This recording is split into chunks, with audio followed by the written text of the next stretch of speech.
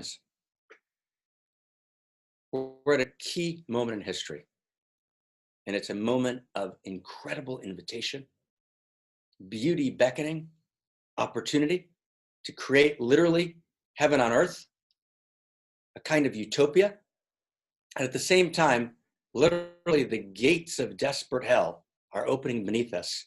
A dystopia, right, is beckoning at the door, which could be a worse conflagration of human suffering than anything we've ever seen in history. How do we respond at this point between utopia and dystopia?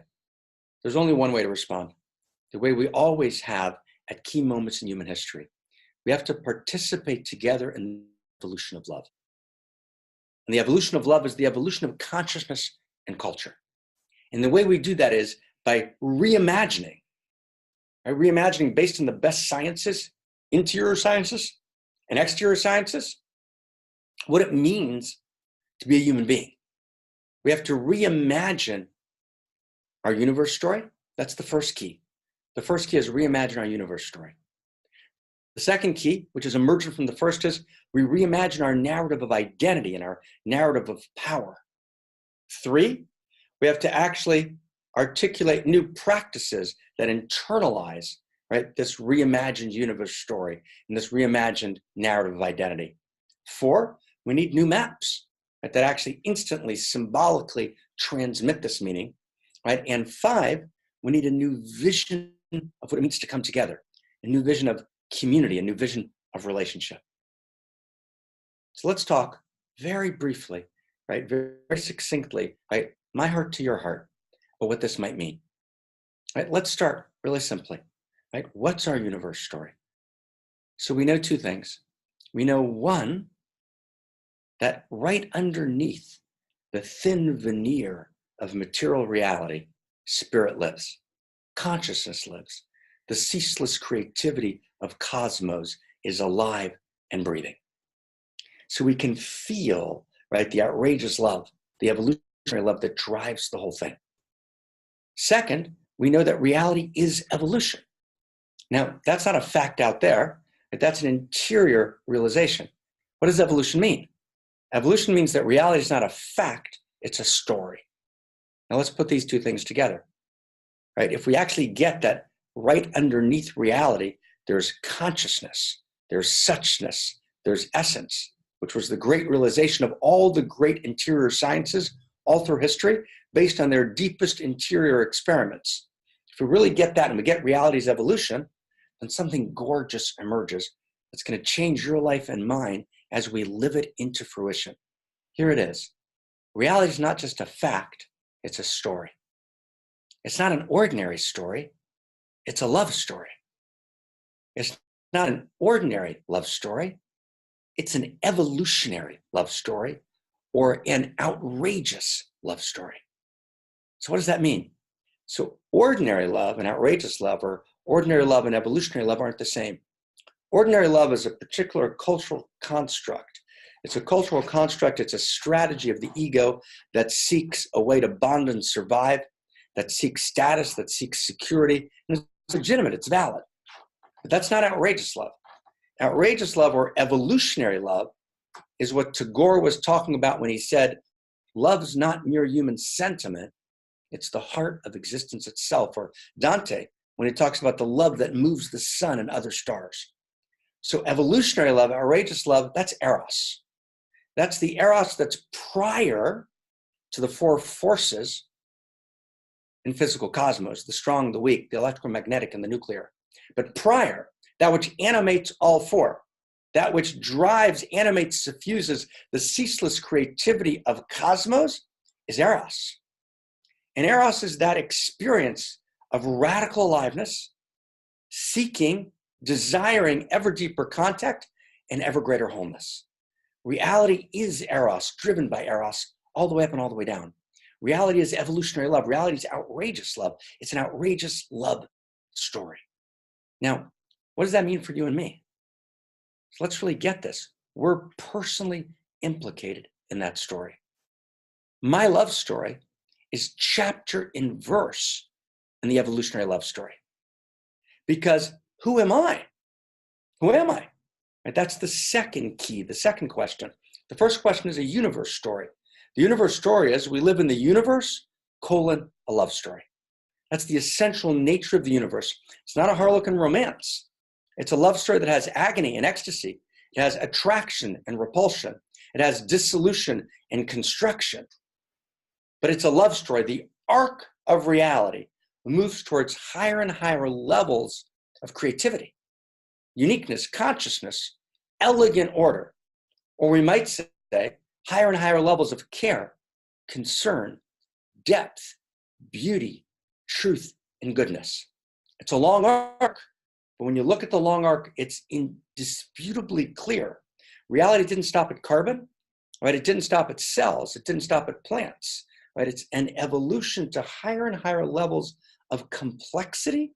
The interior of complexity is consciousness, and the interior of consciousness is love, right? Is care, is concern, right? Wow. So the story of evolution is the evolution of love, or the evolution of intimacy. The story we live in is the universe. The story we live in is the universe, colon, a love story. Now, how am I personally implicated in that? Well, that's the answer to the question of who are you? Right? Who are you? That's the question of identity. What's my narrative of identity? So you are an irreducibly unique expression of the love intelligence and love beauty that is the initiating and animating energy of all that is, that lives in you, as you, and through you, that never was, is, or will be ever again other than through you. And just hear this, my friends, and as such, you have an irreducibly unique perspective, and you have an irreducibly unique quality of intimacy that come together to manifest, to create, to foster your unique gifts. And your unique gifts address a unique need in reality that lives in your unique circle of intimacy and influence that can be addressed by no one that ever was, is, or will be other than you. And as such, your position in reality, your posture in reality is that you're literally standing uniquely on the abyss of darkness. You're at the abyss, and you have the ability through your unique configuration of light to say, let there be light. But there's a corner of the world that's unloved, that's not going to be loved open unless you give your unique gift, which is a function, an expression of your irreducibly unique perspective and your irreducibly unique quality of intimacy. That's your unique self. Right? Who am I? I'm a unique self. But I'm not just a unique self. I'm a unique self that lives in an evolutionary context. I'm an evolutionary unique self, right? And I actually experience the love impulse, the evolutionary impulse of reality awake and alive in me. And when I experience yearning, I know it's evolution's yearning, it's God's yearning. When I experience unrest, right, when I find my deepest unrest, it's divine unrest. When I actually go inside, I know the mysteries live within me, right? And the evolutionary impulse awakens in me. And evolution, all of a sudden, I realize is not a process happening out there, but I am evolution. But not only am I evolution, I'm a unique expression of evolution. But not only am I a unique expression of evolution, I'm a unique expression of evolutionary love. That's who I am. I'm a unique expression of evolutionary love. Or said differently, I'm a unique configuration of intimacy. I'm a unique configuration of intimacy that's needed, intended, desired, recognized, chosen, and adored by all that is. Wow. We could say a lot about each one of those, but for now, let's just get this narrative of identity. So our first step is a new universe story. The universe is a love story. It's not an ordinary love story. It's an outrageous, it's an evolutionary love story. Second step, narrative of identity. I'm personally implicated in that love story. I'm a unique and irreducibly unique configuration, right, of the love intelligence and love beauty of reality. I'm a unique configuration of evolutionary love. And as such, right, I am the leading edge of evolution. I am the evolutionary impulse come alive, and I speak to a corner of the world that is on love. Now let's bring this together. But how does this affect the whole thing? I can't change the whole thing. It's too much. Right? Okay, so I can address a unique need in my unique circle of intimacy and influence, which actually gives me an incredibly alive and awake sense of identity, and actually invests my life with meaning, right, and energy and eros and delight beyond imagination. But how does that move the whole story? Let's stay with this. It's really deep and it's really beautiful. You see, when we begin to come together, when we begin to actually experience our attraction, our allurement to each other, because reality is allurement all the way up and all the way down. And to be a unique self is to be a unique set of allurements. Right? The great tradition said we have a soul root connection to each other. We're drawn to people because we're allured by our shared root essence. Right? Just like protons and electrons are uniquely allured to each other, the same quality exists in us. So we're allured to people with whom we can join, not as soulmates, but actually a level deeper than soulmates. Right? Soulmates is two people, or if people are polyamorous, it's more than two people. But in a classical monogamous world, two people are soulmates, right? But wholemates is different.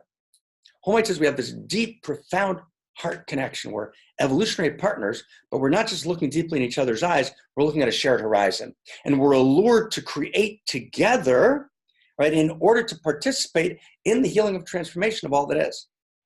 So when we come together as unique selves, right, but as wholemates, unique selves begin to come together.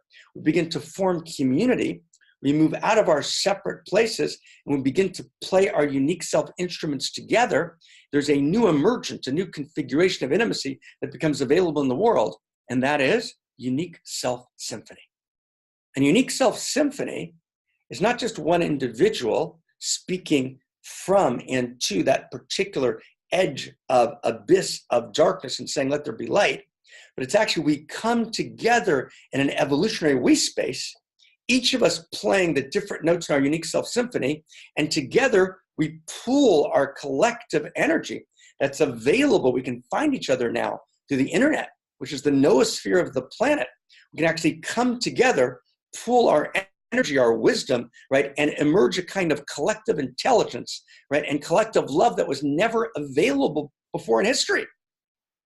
And as unique self symphonies, as this bottom up, self-organizing expression of reality, right? Reality self-organizes. Self-organizes means, it's a beautiful idea, self-organizes means that the eros, the evolutionary love of reality, self-organizes towards more and more love, towards more and more consciousness, right? Towards more and more freedom and elegant order, towards more and more creativity, towards more and more depth, towards more and more kindness. How do I know how I play a role in that self-organization? I find, I identify, I access my unique set of allurements that tell me this is my gift to give. This is my life to live. This is my poem to write. This is my way of laughing, loving, and living in a way that serves the evolution of love. But I don't just do it myself. It's not just that I'm guided by my own uniqueness, right? Our unique qualities of essence, our unique faces, our personal faces of the evolutionary impulse, right, which is our evolutionary unique selves, are motivated, are joined, are allured to come together to form a unique self symphony. But just think about it for a second. Let's say, I don't know, you want to endow the arts. So the United States, a couple of years ago, the National Endowment of the Arts gave out $160 million.